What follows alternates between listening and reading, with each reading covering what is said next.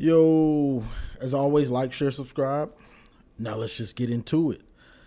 So Michigan just defeated Minnesota Golden Gophers for the Little Brown Jug, 27-24. And man, this the game looked like it was gonna be a blowout, the control butt whooping we was expecting, and then second half don't go the way we want. Minnesota scores 21 in the fourth quarter.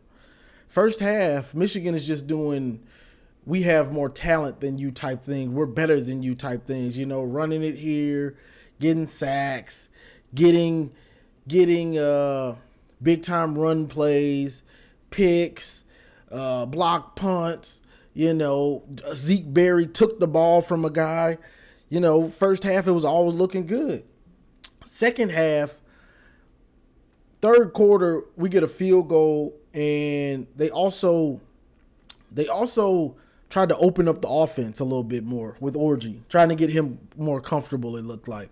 And the play calling was good on that drive, honestly. The creativity, you saw dual back sets with Donovan, with Mullins. The creativity and stuff, it was there on that drive. So then they go to they run Loveland down the seam, and Donovan is on like a route out of the backfield, like a wheel route out of the backfield. And Donovan's wide open. Loveland is open too, but Orji throws it, kind of lobs it up there, and it gets intercepted. Donovan was wide open. He would have walked in the end zone if he completes it, So they get that pick, and from there on, the game changed. Minnesota realized if we go hurry up, Michigan either doesn't execute well or we get gassed. And they pretty much used it the rest of the game. That was probably with like 11 minutes left or 12 minutes. The rest of the game, they go no huddle.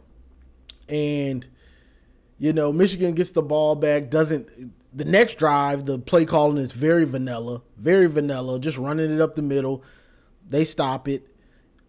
We punt it to them. Their punt returner takes it like 60, and then we have another drive where we get a field goal.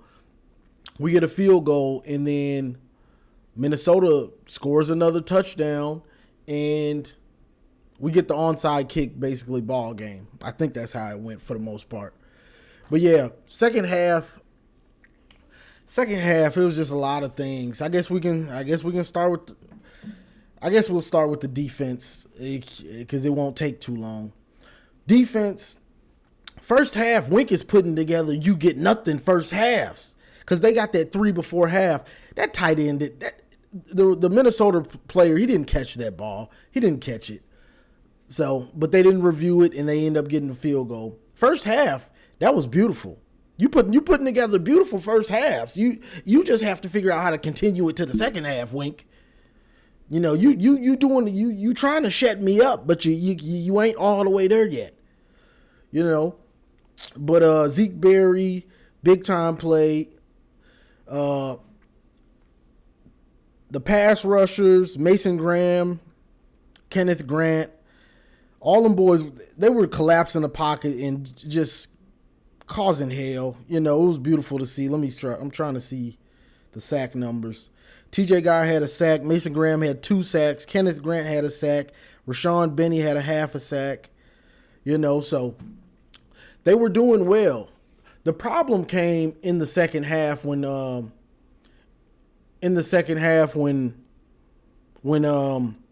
Minnesota started to go no huddle.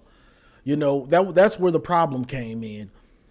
And then when we get down and they're getting in the red zone, for whatever reason, Wink thinks it's a good idea to blitz and go man. And it's so funny watching it.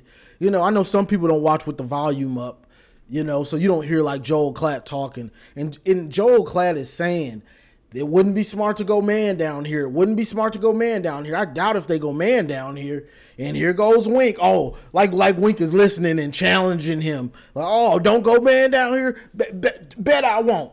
You think I won't? Bet. Few plays later, Man blitz, touchdown, So Wink just has to realize that that's not smart. It's just not smart. I don't care if you either want to zone up or you can go man, but you have your safeties sitting on all those routes, giving help. So then your corners, especially in the slot, can play inside technique to keep them guys from going inside. We're consistently getting beat inside in man coverage, and it's man usually with no help. This dude is going like zero in the red zone for whatever reason. He keeps thinking it's not a good idea, Wink. Knock it off. Just give it up. You got to be the most stubborn bonehead on the planet. Just give it up. You just keep going back to, I'm going to do it in the red zone. No, you're not. You make yourself look dumb. That's the thing. Because it's not smart. Zone it up or rush forward and play man with the safeties over the top. I don't care which one you do. But do one of them. Stop blitzing. Stop going zero in the red zone. Like, it's stupid to even have to talk about this. Like, bro, come on. Like, you want to prove that you're right about something that you're not right about. Give it up. Just give it up. What else? Hausman is playing well. Hausman is starting to. He's been playing well the last few weeks, honestly. Hausman is living up to what we kind of thought he would be. He's getting there. Barham, he's just not there. He might have a decent play, and then he'll have a bonehead one where he kind of looks confused. Decent one. We're still having problems with alignment on defense. Like, if you're in a zone, and you're supposed to be kind of over that receiver, you have to get over there. You don't have to get right over top of him, but you have to get close enough to him to make a play. And you're still seeing us just make mistakes like that still. And I heard this on TJ, Voice of College Football, the Michigan channel with TJ. And he says that in practice, Michigan is moving on from plays before they get it right. Which is, that has to be the dumbest coaching thing I've ever heard. Ever. You don't move on from plays. Like in practice, when you're practicing something, you get it right. You don't watch guys get it wrong and then just move on and expect to run it in game. And honestly, I think that's what they're doing on a lot of this stuff, on offense and defense. That's why the guys are so confused. You're not getting it right. You're moving on. All right, let's move on. This is what he said. If they're doing that, it makes sense why we look out of position and out of sorts a lot of the time, and we're trying to work it out in game. That's coaching for morons right there. That's practicing for morons. That's practice stupidity right there. Like, bro, come on. I hope that's not true. I'm just going to move on because it's going to make my head explode. But yeah, Wink is doing better. He just gets in his own way with this blitzing. Now, we were without some dudes. We were without Hausman. We were without Josiah Stewart, who leads the Big Ten in sacks. He's got 4 sacks. We were without, what's his name? Will Johnson. Will Johnson. We were out Will Johnson. So, that's not the exact team, but, you had him. You had him and you made mistakes like that. Mainly not because those guys are missing, just mainly because you want to blitz. You know what I'm saying? Like, you just can't wait to blitz. One of their best drives when they were trying to get it going was because you kept blitzing and they kept throwing screens at the blitz. So you blitz and then they throw a screen. There's nobody there because you blitzed and they pick up some nice yardage. Just stop blitzing, bro. Stop blitzing so much. You too blitz happy. And then this one last thing, and I'm going to get on to the offense. Wink, stop bringing that super long corner blitz. For whatever reason, this dude likes to blitz a dude 10, 15 yards away from the quarterback. It's not a safety, but it's a corner blitz from the wide side of the field. Like, bro, why are you blitzing from that far away? It's just not smart. It's just not a smart play. You want to if you're going to blitz that corner, you want to blitz him from the You don't want to blitz him from the wide side. You want to blitz him from the boundary. It just don't make sense. It just don't make sense some of the stuff Wink does. It's just like, bro, get out your own way. You know, and I know some people think, I'm not even going to get into that right now. Let's just get to this offense. So, Michigan is getting turnovers in the first half. Michigan's getting turnovers. And we're making the most of them. Mullins is getting touchdowns. Orgy's, throwing little passes here and there. It's looking good. We getting the ball, short fields. We going to halftime 21-3. Second half, they tried to open it up a little more with the pass game and with the offense a little bit in the third quarter. And honestly, that's what you need to do with that drive. I mean, that's really what you need to do with the offense.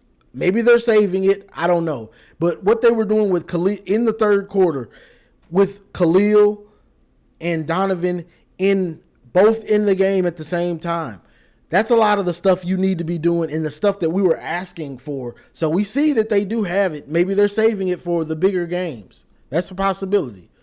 But it was working. Orgy missed. And let's get to the Orgy, because I know people are going to be clamoring for it. Orgy did some good things in the game to show some promise, and then he did some bad things in the game. Like, when he was passing early, he had happy feet. Like, he had happy feet. His feet were just popping. He had happy feet. Later in the game, he settled down a little bit more with his footwork, which was nice to see. And he made a couple decent throws that were, with the pass rush, evading the pass rush. And, there were some pretty nice throws, But this is the real problem with the offense as a total. They want to play like they want to play like Harbaugh when you don't have Harbaugh's teams. Like, you have to understand what you have. Michigan last year, you could have these big power sets and just run it down teams' throats. Even though we're in a power set, they see it's a power set, and you just go. And it'll be fine. You might do something with JJ. This year, you don't have the offensive line that's that great at running blocking. They're getting better, but it's not great. So, you don't want to come out in these power sets all the time. That's not what you want to do. These power running sets. You want to spread the defense out. And if you were listening to the broadcast, you'd hear Joel Klatt say some of the same stuff I said weeks ago, because it's simple football. When you know football, you'll go to my page and you'll hear me say something. You'll go to Michigan Insiders and you'll hear Devin Gardner and when some of them say the same stuff. You'll go to all these other people and you'll hear the same stuff, because when it's football, it doesn't change. If you know it, you know it. So you can have those big sets, of course, but when you want to run the ball like that, you spread out the defense. And Joel Klatt was saying this, like, man, what's his name? Minnesota. Man, Minnesota needs to get those guys in. They need to get in tighter. It was a 4-wide set, I want to say. We were in 4-wide, and he was saying, man, they need to get down tighter. It was a big third down coming up. I think it was 3rd and 2, and we came out in 4-wide. Minnesota, the reason why they didn't have those safeties and those guys super crowding the line is because I don't care what anybody says, you still have to respect those receivers out there. I don't care what nobody says. I don't want to hear it because you don't know what you're talking about. They still have to respect them. It don't matter. Oh, they're probably going to run it. It doesn't matter. You have to, your job is that receiver. That's your job. That's why I put him out there, because so you got to do your job. You can't just focus in on the run. I got 4 wide receivers, and they're not super tight. They're a little more spread out wide because I know it's going to keep you at home. You have to stay at home for them, which in turn, it gives you more room to run Khalil Mullins down their throat. It's simple football. It's simple. I'm sorry. It's simple. So you have to run those sets to spread the defense out, and also to not be so predictable with these big power running sets. It's obvious. Yeah, it works sometimes, but let's do some other things. These can work too, because you don't have as many guys in the box because they can't be in the box. Simple as that. Those dudes have to stay at home on those receivers. You know why? Because that's their job, to be on the receivers when I'm in 4 wide, and they're actually wide. It's not a tight set. It's an actual 4 wide spread set. They have to stay out there. It's quite simple. But what else? The offense, for whatever reason, they don't want to fully embrace what Orgy can do, which is it's a problem to me, and it's quite. It bothers me a lot. For whatever reason, they've refused to get in a spread set. Like I said, they did it a couple times, and Khalil Mullins got some yards, but they refuse to, whatever reason, run the read. I'm not sure if it's because they don't trust Orgy's decision making on the read or what, but I think you still need to run it. You know, because it's going to give you the biggest advantage. And I was in the chat going back and forth with some people in these group chats I'm in, and like they were saying on Michigan Insiders, I think, those aren't reads. When you see Orgy do that little run after he hands it off, those aren't reads. Those aren't true reads. They're just running plays. They're running a lot of the same stuff that they ran for JJ and that they've been running for years, where it's not a true read. I've seen them do that for a while now, honestly. Whether it was JJ, whether it was Shea Patterson, you know, I've just seen them do it over the last three starting quarterbacks. Cade couldn't really run the read, but I've seen them do it where it's not a read. It looks like a read, but it's not. It's not a read, you know. And to me, it's just not smart when you have Orgy as your starting quarterback. It seems like they really don't know how to use him, you know. And I know somebody's going to say, well, he can't throw. Well, he can run. So if I'm going to start somebody, I'm going to maximize whatever they do best. If you can run the ball and you're built like a running back, guess what? I'm going to run you 10 to 15 times if I need to. That's what I'm going to do. Because that's your skill set for my offense. That's how you can help my offense. You know, what else? You know, if Davis Warren's a pocket passer, okay, I'm going to try to let him sit in the pocket and try to diagnose the defense. You have to use the skill sets or you just look stupid. What else?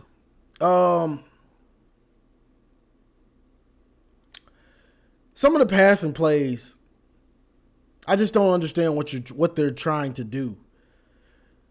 You're trying to do stuff you did for JJ. Alex Orgy's not JJ. I don't know what would make you try to call an out route from the wide side of the field and try to where he has to make an NFL type throw.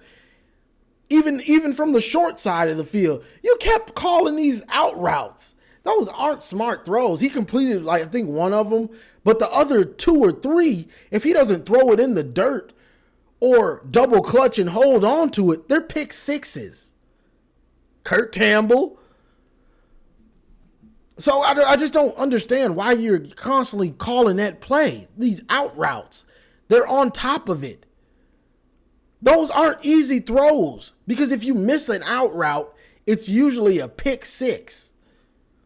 If you don't throw that out route on time, if you throw that out route and you're actually trying to complete it and it's not to the outside, it's a pick six most of the time, or it's close to getting intercepted.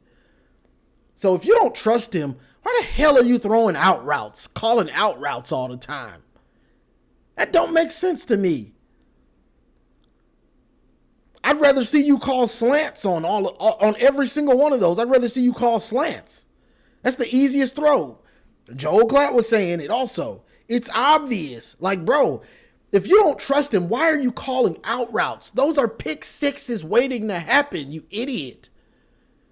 You did it for JJ in the TCU game. JJ told you, I don't want to throw these, and you, yeah, okay. Well, was that Matt Weiss? That might have been Weiss. But same difference. It don't matter. Stop calling him. Orgy's not half of the thrower as JJ. And JJ wasn't even comfortable throwing those at first. Stop calling those out routes, bro. That's stupid. You need easy throw. Slants are easy. Slants, drag routes, and then you need clear out routes so that they're not sitting on those. Like, you're trying to make this offense, you're still trying to have this offense be what you want it to be. Instead, what it needs to be for Orgy and the rest of the guys to be successful. That's the problem. You want it to be your offense. You want it to, like you're playing quarterback. Guess what? You ain't playing quarterback. You ain't behind that offensive line. So stop designing the offense around you and your created player and design it for Orgy. That's the problem. Is you don't, and shout out to Urban Meyer. He said it's not going to be successful if you don't build offense around what Orgy does best. You build it around Orgy. You don't, I'm going to keep it my way and I want to have a pro passing concept. It's not going to work. So I'm saying that to say that's part of the reason the offense got so stagnant in the second half. A lot of it is because the scheme that they're trying to run, it doesn't make sense for what we're trying to do and what we have. It's just not. It doesn't make sense. You get what I'm saying? Stop trying to be hardball. You can run the ball, but you have to understand what we have this year. So to help the offensive line and to help Mullins, to help Donovan Edwards, to help Orgy, spread them out more. Yeah, you can do your big set still. Yeah, nobody's saying don't do that, but you need to spread them out. Simple as that. Those are easy because they keep those guys at home. They keep those nickel backs. They keep those safeties at bay just for enough of a crease because they have to respect it. It's quite simple. You send me a little money and I'll explain it to you because it's quite fucking simple. God dang. Tired of these dudes, bro. I'm tired of Campbell. That third quarter, he came with some good plays. He really did. But as soon as Orgy threw a pick, it's like he went back, okay, we'll just go back to the straight big sets. Straight big set run sets. Okay, now you're letting the defense off easy and you're basically showing your hand. You can still come out in passing sets, 4 wide spread, and run the ball. Nobody says you can't. But yeah, what else on offense? I think that's about it. You know, Orgy showed some things, but he also showed he's got a long way to go, you know. Whether that was the happy feet, whether that was reading the field, you know. But this is what we got. And I know people are saying, oh, Washington, you know. You can't guarantee a team is... Dude, my group chat was trying to guarantee Washington going to beat us. It's possible, but Washington ain't all that great for us to just be... be already guaranteeing a loss. Like, come on, bro. You can't guarantee a loss. It's the same thing they said 2 weeks ago when we beat USC. You know, you Pac-12 teams, you got to get used to constantly being on the field tackling. You know? So, that's just what it is. You know, to me, the problem with this team, the real problem is this team is attention to detail by the coaches. The problem with this team is mostly the coaches. Attention to detail by the coaches. Whether that's Wink on defense, whether that's Kirk Campbell on offense. It's attention to detail. They want the defense and the offense to be theirs. I'm going to make this. I'm going to do what I want to do. I'm not going to do what the players are good or great at, or I'm not even going to do things that will make their jobs easier, where it's more likely for them to have success. I'm going to do what I want to do. This is my team. I'm the offense. Okay, bro, we get it. But you keep making yourself look bad. That's the thing. You're making yourself look bad. That's who you making look bad. Yourself in Michigan. You're a Michigan coach, so it's a 2-for-1. You're making yourself look bad for your next job if you get one, and you're making Michigan look bad. Congratulations. Wink, just stop blitzing in the red zone, bro. Like, just stop. Every time you do it, you give up a touchdown, it looks like. Well, it feels like. Just stop. Just stop doing it, bro. You just got to blitz. It's like you first half, you call a great game, and then you look at your blitz calls and you like, man, I'm only at 15% blitz rate. Nah, that ain't acceptable for me. Nah, that ain't gonna cut it. Nah, I got to blitz. I got to get that blitz rate up. Like, bro, just stop. You know, Wink is his own worst enemy. And on offense, what's his name? Kirk Campbell. Same thing, basically. See, you done messed up, boy. You done messed up. You got next game. I saw that you got some of them plays with the dual running backs and stuff. We're not in the position for you to be saving those plays, buddy. This ain't a position. We ain't in the position for you to be saving plays for Oregon and saving a bunch of plays for Oregon and Ohio State. Nah, we're not in that position. You need to be running these plays so we can try to execute them in game. Run them plays. Stop holding them. I see you got them. I saw it on that drive in the third quarter. You got them. You trying to save them. We ain't in that position. Run them plays. Them were some good plays, but you holding on to them like an idiot. Holding on to good plays. What are you holding on to them for? We almost lost. Run those plays. Like, these dudes, oh my God, bro. But who else? I think I saw Miles Hinton go out. All the clock management. Kirk Campbell, come on, get back down here. I thought you was done. Get back down here, boy. Kirk Campbell, you're in Orgy's ear. Orgy's a first-time starter. He hasn't been in this situation since high school. So he's a first-time starter. You're in his ear. So when we're trying to go up 10 again, when we're driving, we're up 7 still. And we're in the red zone. And we're milking the clock. We're trying to milk the clock, but Orgy isn't going down. Orgy isn't he's not milking the clock down to 1 or 2.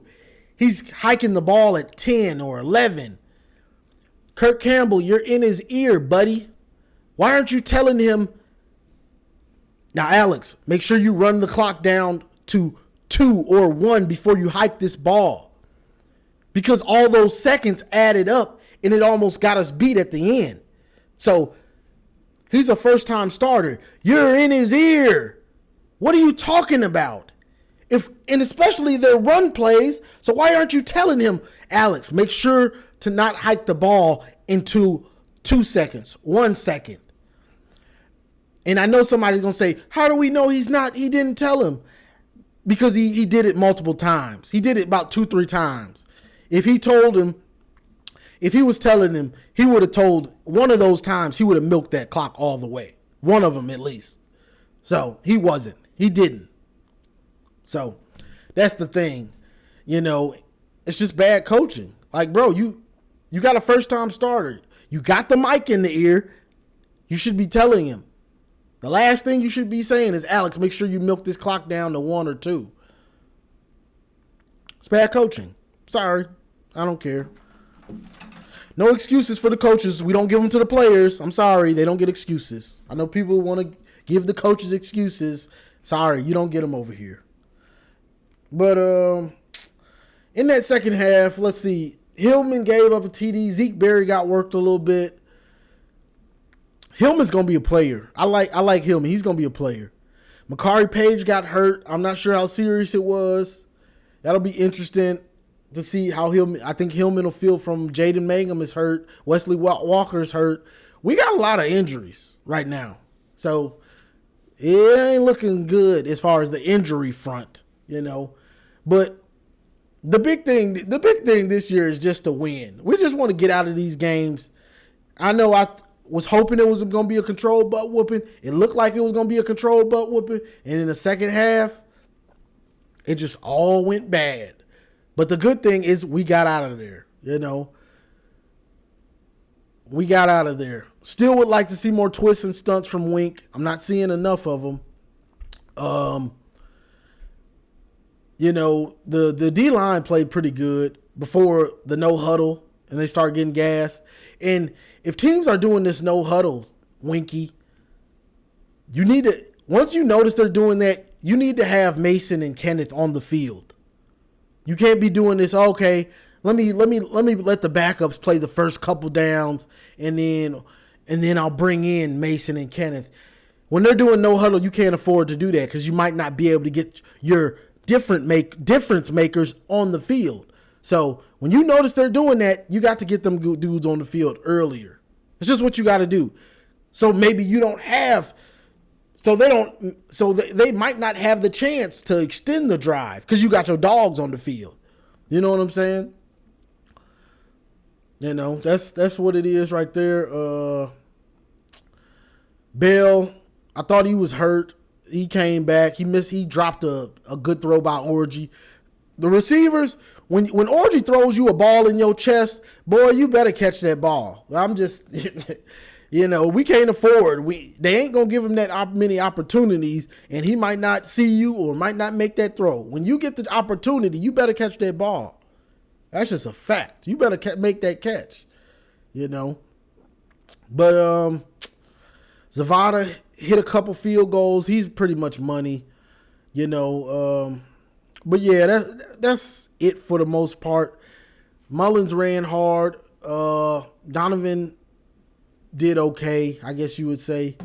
Let's look at some of these stats real quick, and then I'm gonna get off of here. Max Brosmer was 27 of 40 for 258, a pick, and a INT. Those are still pretty good stats by the defense going against Brosmer. It's just that fourth quarter, really, where you gave up all those yards. Orgy was 10 of 18 for 86 yards. He missed some throws, though.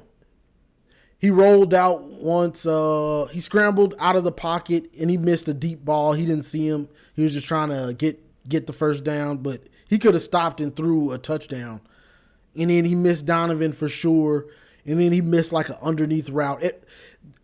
Early in the game, he wasn't reading the field, and he had happy feet. Now, later in the game, he got a little bit better, got a little more comfortable, but he still got to work on it. It would have been nice to have, played him against Fresno State, and some of them played him more against some of those sorrier teams. Ain't no telling how comfortable he would be at this point, but, Khalil Mullins, 24 carries, 111 yards, 4.6 yards, 2 TDs. That'll do. But yeah. Michigan was what, 6 of 15 on. Both teams were 6 of 15 on third down. Michigan only gave up 38 rushing yards, ran for 155. Total yards, Minnesota outgained us 296 to 241. Most of that is because Michigan got short fields, but if they had long fields, who knows how those drives would have went with how the offense was kind of struck sputtering, but you can't play if. Minnesota had 1 sack, Michigan had 5. That's nice because most of those sacks came off of 4. You know what I'm saying? Without Josiah Stewart playing today, so that's something that can be improved on. But that no huddle, teams are gonna realize that, like especially Oregon, probably Jed Fish. You likely to see it next week. Jed Fish ain't no joke with his play calling, so in his scheme. So you're probably gonna see some no huddle next week. Oregon, of course, and of course Ohio State. But honestly, like McDonald, when McDonald first came to Michigan, he struggled with the no huddle, and after a while, you saw it every week. Every team was doing it because that was a weakness of the defense. There wasn't many weaknesses of the defense that year, and that was one of them. And every team said, "Okay, let's go with it," because that's good coaching. That's good coaching. When you see they struggling with this, you do it. That's good coaching. So don't be surprised. We gonna see no huddle from here on out probably. Let's see. I'm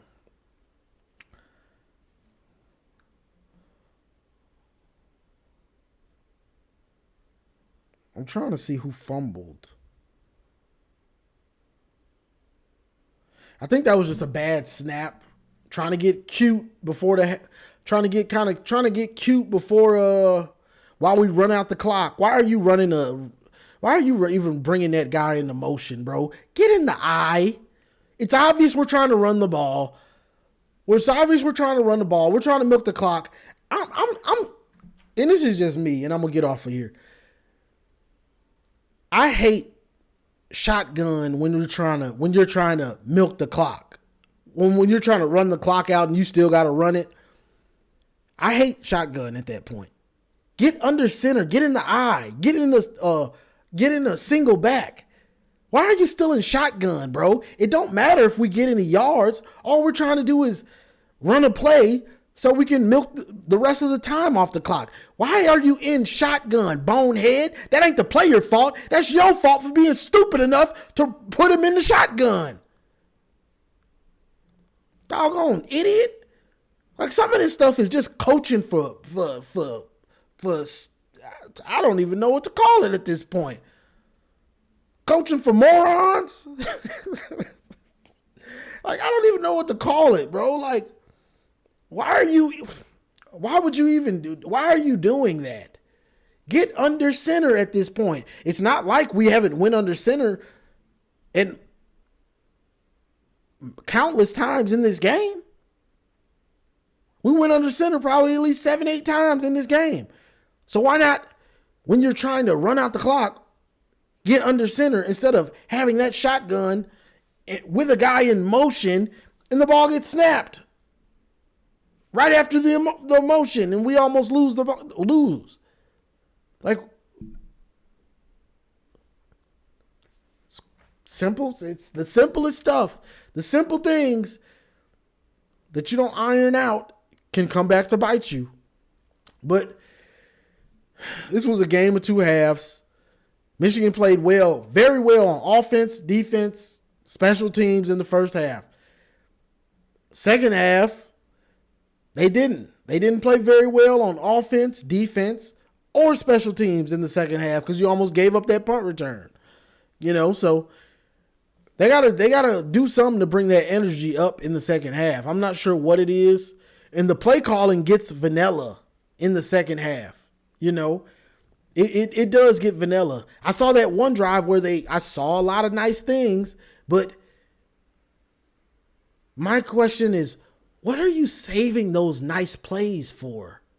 We don't have the luxury of saving plays like the last couple years. You know, when people say, well, they're saving this play for Ohio State or Oregon. Bro, we don't got the luxury to save plays. We're trying to win as many games. So just in case, if we do lose to Oregon, we do lose to Ohio State, hey, we're sitting there at 9-3 and we still might be able to get in the playoff. But if you saving plays against teams that we need the plays against, we might be sitting at 8-4. We ain't getting in. Doggone dummies. This ain't last year. You need to run those plays. The good plays, stop saving them. I saw you what you did. You saving them. Stop it. So that's it. I'm not... This coaching staff, Kirk Campbell, he don't know what he's doing with Orgy. That's your best option, but you still don't know how to use him. Wink, stop blitzing in the red zone. How many times do you have to get burned before you understand that? I don't even know what to say. We got the win, so...